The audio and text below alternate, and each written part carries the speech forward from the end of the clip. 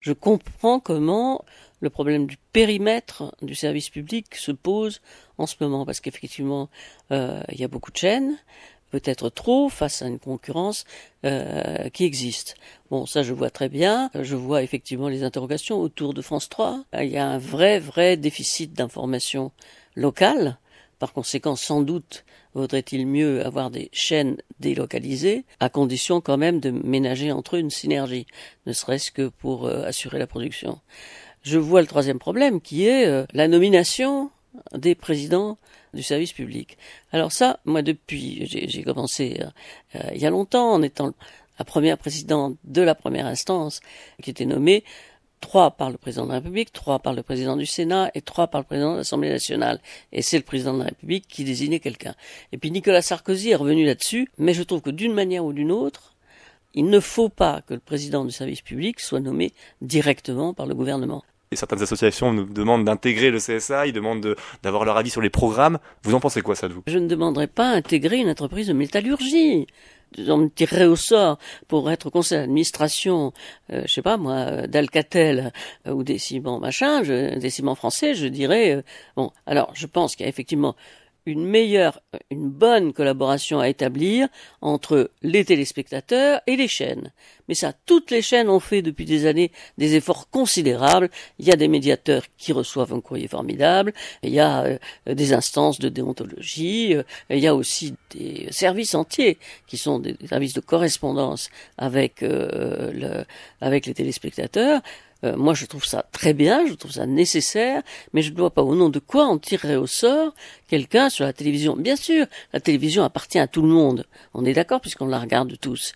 Bon, mais c'est quand même aussi un métier, c'est quand même aussi des considérations d'équilibre économique, d'équilibre idéologique, d'équilibre tout court et d'équilibre politique. Je trouve que on nomme des gens pour ça. Encore une fois, je ne demanderai pas à être au conseil d'administration de la Ligue de football, vous voyez. Bon, qu'on parle, qu'on discute, que la discussion soit ouverte, que les gens en tiennent compte, qu'il y a un vrai rapport entre les téléspectateurs et ce qu'on fait, oui.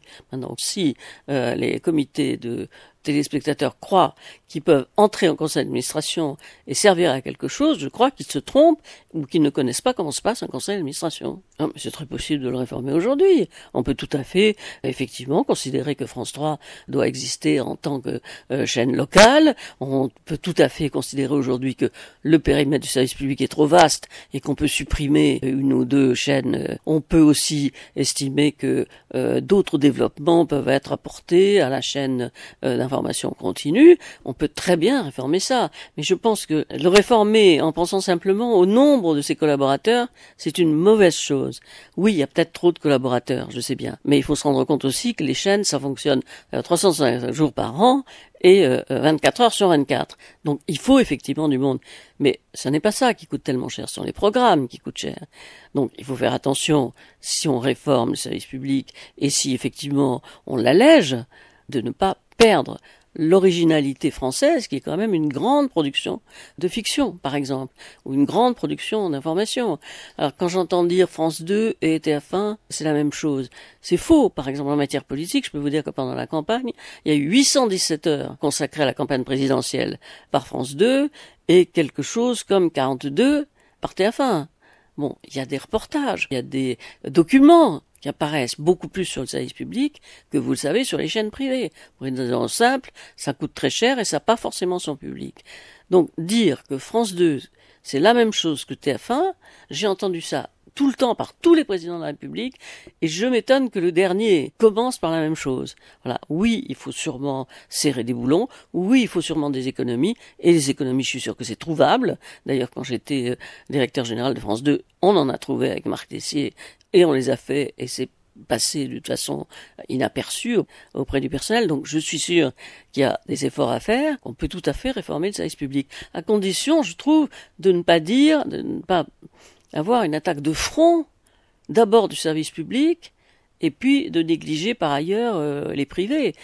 qui eux aussi ont besoin d'un contrôle, qui eux aussi ont besoin d'une instance de régulation, et pas seulement le service public. Je trouve que l'acharnement sur le service public est quelque chose, je le dis en toute connaissance, moi je suis dans le privé, je viens du privé, j'ai fait une apparition rapide dans le service public, mais je peux dire que je trouve ça assez injuste et que j'ai toujours trouvé ça injuste. Vous savez, le gouvernement en plus c'est très compliqué parce que par certains côtés ils vous disent que vous n'êtes pas engagé et par d'autres ils vous demandent par vague d'intégrer des pigistes. Moi, je veux bien que on engage des pigistes, que ce soit normal qu'au bout d'un certain temps, mais alors, faut pas aussi demander d'alléger. Mais on peut alléger. Il y a sûrement des moyens à faire pour alléger.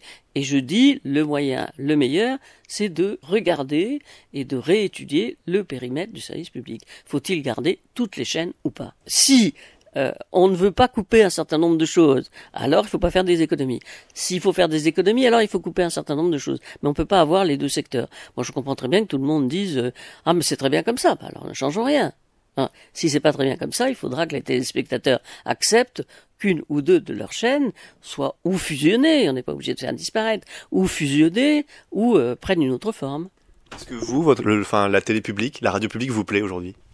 Oui, France 2 me plaît tout à fait, mais j'aime beaucoup aussi TF1, j'aime les chaînes d'information continue. Oui, la télé telle qu'elle est, franchement, je voudrais bien qu'on me dise comment elle ne présente pas une grande diversité. Il y a quand même une grande diversité des programmes. Pour la première fois depuis des années, la fiction française est compétitive avec la fiction internationale et notamment avec la fiction allemande qui longtemps a dominé. Pour la première fois, on a maintenant des séries qui s'exportent, qui marchent. Alors je ne peux pas voir ça uniquement autour de la fiction. Pour moi, le cœur de la télévision, c'est à la fois la fiction et à la fois l'information. Parce que ce sont des liens sociaux importants. Parce que, ou même si vous voulez une information régionale, c'est aussi pour créer un lien social régional. Alors après, il y a les divertissements, on peut dire, il y a trop de divertissements, pas assez, il y a trop de jeux, pas assez, bon ça c'est un autre problème, mais simplement, il faut se préoccuper quand même de savoir si la télévision publique peut être populaire et doit être populaire, parce que vous savez, une télévision publique qui serait ramenée à 5% des téléspectateurs, moi je vous dis que ça dure pas. Parce qu'au bout de 5 ans, on dit, quoi, tous ces efforts pour 5%? Mais à quoi ça sert? Et on l'enlève. Alors qu'on dise, on enlève le service public. Mais on ne peut même pas, comme vous savez, privatiser France 2. Il ne serait pas racheté. À l'heure actuelle, il n'y a pas en France un groupe pour racheter une chaîne comme France 2.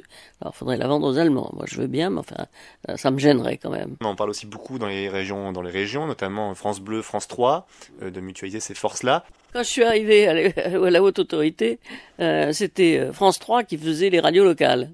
France 3 s'occupait des radios locales. Et je me rappelle, j'avais fait un mot, j'avais dit, il me paraît tout de même normal que la radio s'occupe de la radio. Ça avait fait à l'époque un grand bruit, parce qu'on m'avait dit que j'avais attaqué de front un autre président du service public. Je l'avais pas attaqué de front, mais bon, il faut voir si maintenant on peut faire, dans les chaînes régionales, faire entrer des radios. Mais on fusionnera pas ça comme ça. La télévision, c'est un art particulier, la radio, c'en est un autre. On peut peut-être, dans certains endroits, les réunir, dans d'autres pas. Il faut laisser un peu aussi de souplesse aux différentes régions. Après tout, les régions ont leur mot à dire. Si on veut créer un lien régional, les régions ont leur mot à dire. Chacun voit après tout la télévision comme il l'espère. Donc, ce que j'aime pas, si vous voulez, c'est le dogmatisme. Où il faut supprimer plein de gens, où il faut faire plein d'économies, où il faut peut-être faire tout ça à la fois, mais peut-être en ne mettant pas la télévision publique cul par-dessus tête. Voilà. Avec votre regard extérieur, est-ce que vous craignez cette future réforme où vous vous dites j'attends de voir Ça, moi j'attends de voir, j'en ai tellement vu des réformes, vous savez que alors vraiment, ça j'attends de voir, franchement. Mais bon, ça peut être bon aussi, ça peut être, je ne la critique pas d'emblée. Moi, la seule chose à laquelle je suis attaché, c'est à ce que les présidents de services publics ne soient pas désignés directement par le gouvernement et par le pouvoir. Ça, je trouve ça important, même si le budget, évidemment, vient du ministère des Finances. Et en grande partie quand même aussi de la redevance. Il ne faut pas exagérer, la redevance existe. Mais je pense, par exemple, qu'il ne faut pas augmenter la redevance en ce moment. Je crois que c'est quelque chose qui, au moment où on dit on réduit les impôts, serait catastrophique. Donc si on ne veut pas augmenter la redevance, il faut en effet chercher des moyens de concertation, de conciliation et déboucher sur une réforme du service public. Encore une fois, à condition qu'elle dure plus de 3 ans. Et ça, vous savez que les réformes, elles durent rarement plus de 3 ans, j'ai remarqué.